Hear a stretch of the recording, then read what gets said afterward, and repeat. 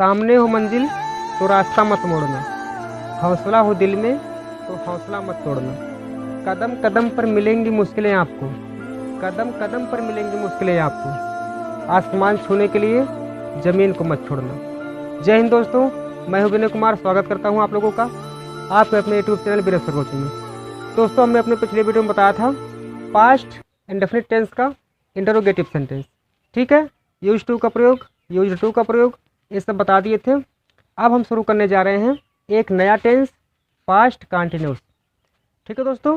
Past continuous की पहचान बताएंगे, उसकी सिचुएशन क्या होती है, मतलब स्थिति क्या होती है वो बताएंगे, नियम, फार्मूला, एग्जाम्पल, ठीक है दोस्तों। तो अगर आप लोग अभी तक हमारा चैनल विनय सर कोचिंग को सब्सक्राइब नहीं किए हैं तो प्लीज़ सब्सक्राइब कर लीजिए और बेल आइकन को दबा दीजिए ताकि हमारा जाने वाला वीडियो सब आपके पास पहले पहुंचे, ठीक है दोस्तों। तो चलिए वीडियो को शुरू करते हैं। देखिए, पास्ट कंटीन्यूअस टेंस का अफर्मेटिव सेंटेंस है, इसको हम अफर्मेटिव भी कहते हैं और पॉजिटिव भी कहते हैं, ठीक, इतना तो आप लोग जानते हैं। तो सबसे पहले पहचान, अभी हम पहचान आपको बता रहे हैं नोट करने वाली, अभी आप नोट कर लीजिए पहचान क्या होती है। उसके बाद हम सिचुएशन बता देंगे तो पहचान की कोई आवश्यकता ही नहीं पड़ेगी, ठीक दोस्तों। सिचुएशन आप लोग जब जानेंगे उसकी स्थिति क्या होती है तो आप लोगों को पहचान की कोई आवश्यकता ही नहीं होगी। आप लोग देखते ही किसी सेंटेंस को तुरंत बना देंगे ये कंटीन्यूअस टेंस का है, ठीक है। देखिए, जिस वाक्य के क्रिया के अंत में रहा था, रही थी, रहे थे, खड़ा था, पड़ा था, बैठा था, सोया था, लेटा था, उसे पास्ट कंटीन्यूअस टेंस कहते हैं, ठीक है।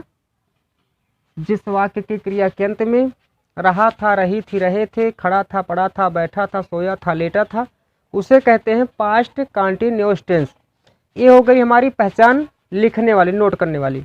लेकिन अगर और किसी भाषा में बोलना हो, दूसरे मराठी भाषा में बोलना हो, तो मराठी भाषा में ऐसा नहीं रहेगा वह खाना खा रहा था, ऐसा तो रहेगा नहीं। तो आप लोग वहाँ पे क्या बोलेंगे, ठीक ना।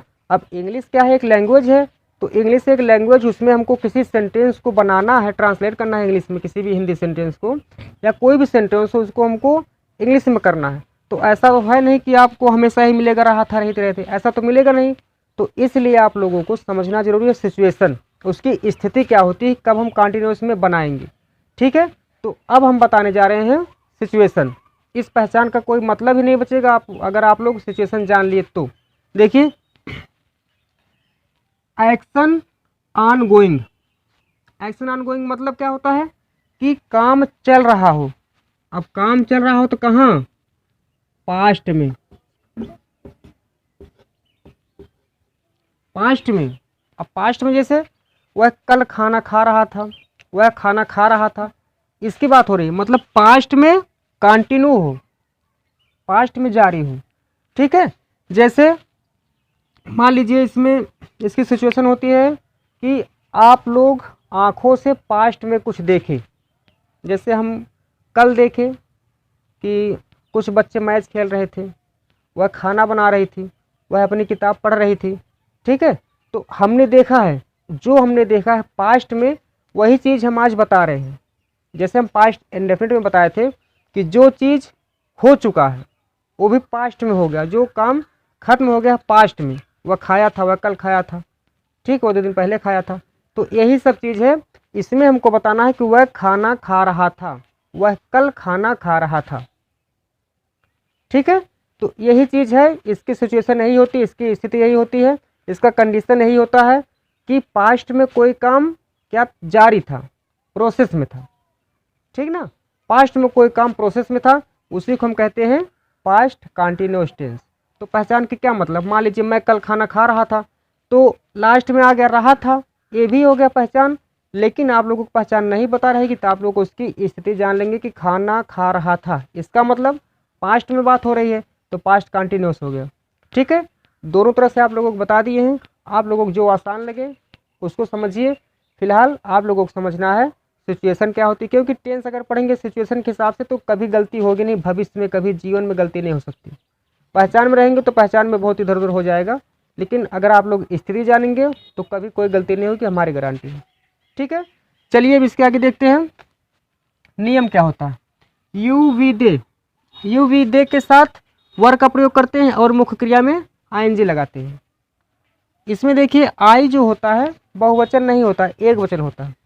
ठीक है, इसमें आई जो होता है एक वचन होता है, तो हम यहाँ पे आई नहीं लिखे बहुवचन में, ठीक ना, केवल यू विदे के साथ वर का प्रयोग करते हैं और मुख्य क्रिया में आईएनजी लगाते हैं। इसके बाद हम नियम 2 में ही सी इट नेम आई के साथ वाच लगाते हैं और वर्ब का फर्स्ट फॉर्म में आईएनजी। ठीक ना, ही सी इट नेम आई के साथ सहायक क्रिया वाच का प्रयोग करते हैं तथा मुख्य क्रिया में आईएनजी लगाते हैं। ठीक ना, इसके बाद फार्मूला है, तो कुछ समझना ही नहीं, बस यू विदे के साथ वर लगा देंगे आईएनजी और ही सी इट नेम आई के साथ वाच लगा के आईएनजी, कुछ नहीं। जैसे प्रेजेंट कंटिन्यूअस में करते थे इज एम आर का प्रयोग और वर्ब में आईएनजी लगाते थे, सेम कंडीशन वही भी है, फिर इसमें सहायक क्रिया बदल गई है, बस सहायक क्रिया बदली गई है।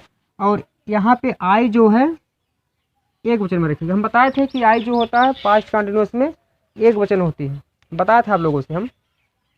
ठीक है, इसका फार्मूला है, फार्मूला मतलब सूत्र होता है, सूत्र मतलब आप लोग तरीका जान लीजिए या नियम ही समझ लीजिए।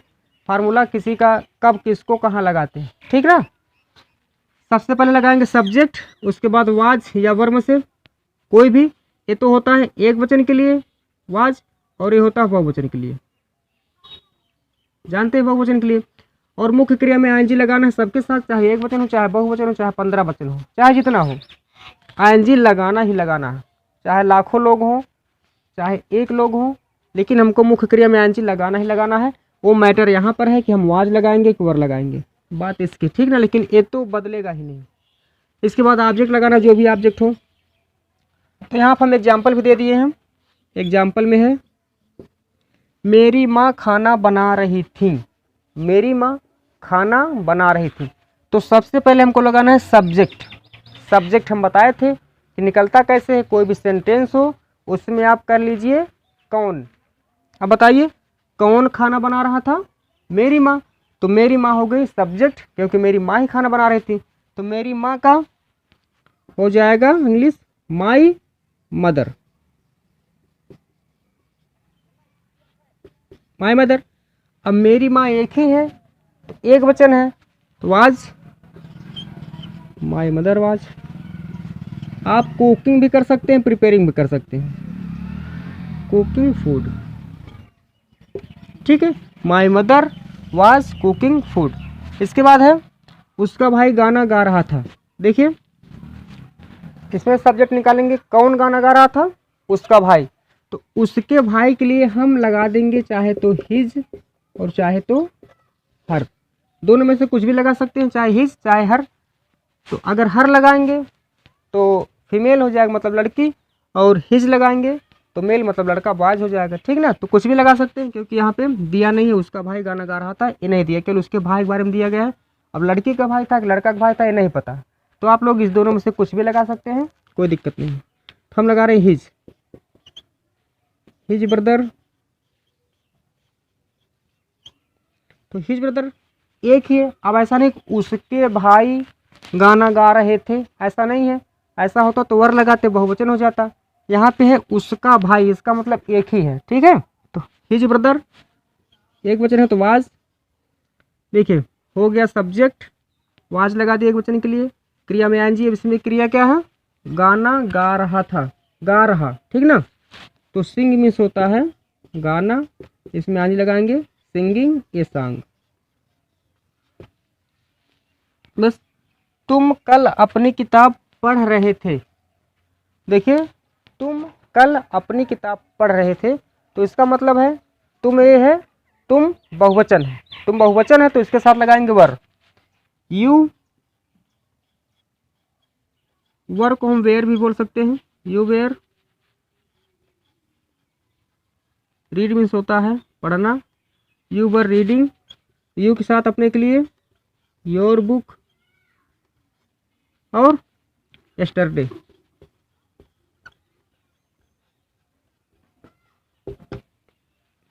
You were reading your book yesterday. ठीक दोस्तों, तो आप लोग इसको समझ लीजिए और इसका स्क्रीनशॉट ले लीजिए, उसके बाद हम कुछ एग्जाम्पल और आगे बताते हैं, ठीक है।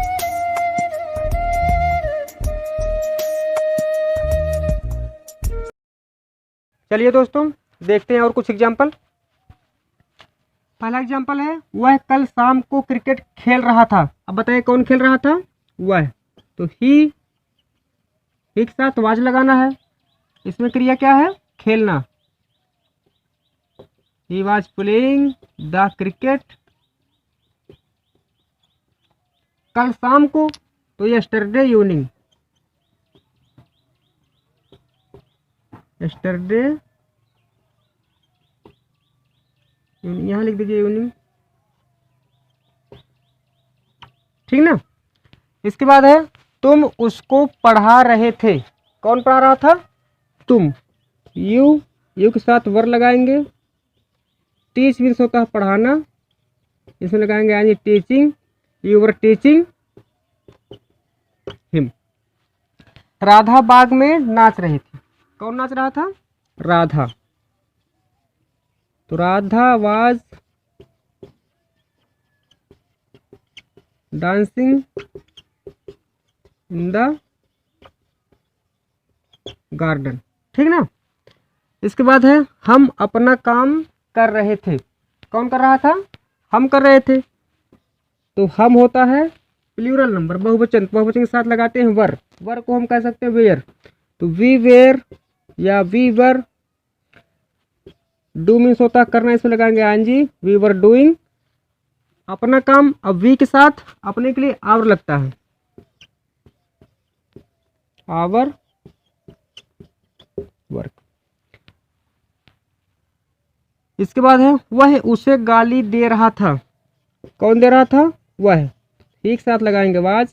ही वाज अब्यूज मीन्स होता है गाली देना, तो आईएनजी लगाएंगे, ही वाज अब्यूजिंग हिम। वह उसे गाली दे रहा था, ही वाज अब्यूजिंग हिम। ऐसे कह देंगे। अध्यापक उसे पढ़ा रहे थे। The teacher was teaching him. ठीक है दोस्तों, तो ये भी एग्जाम्पल हो गया। और आप लोग नोटबुक बना करके सभी पहचान और नियम, एग्जाम्पल, फार्मूला सब लिख लीजिए और ज़्यादा से ज़्यादा समझने की कोशिश करिए और वीडियो को ज़्यादा से ज़्यादा शेयर करिए, चैनल को ज़्यादा से ज़्यादा सब्सक्राइब करिए और वीडियो को लाइक करिए। अगर आप लोगों को कोई डाउट है तो कमेंट बॉक्स में कमेंट करके पूछिए, हम उसको बताएंगे, उसको क्लियर करेंगे। ठीक है ना दोस्तों। तो अब अगले वीडियो हमारा रहेगा कुछ इसी में रहेगा, पास्ट कंटिन्यूस में ही, कुछ हटके, मतलब थोड़ा सा ऊपर से मतलब जैसे जब का प्रयोग करते हैं, जब मैं खाना खा रहा था, इन सब का प्रयोग बताएंगे। अभी तो केवल बेसिक ही बताए हैं, तो पहले जड़ इसकी समझ लीजिए, इसके बाद हम बताएंगे थोड़ा सा ऊपर की तरफ से। ठीक है ना दोस्तों, तो आप लोग इसका स्क्रीनशॉट ले लीजिए।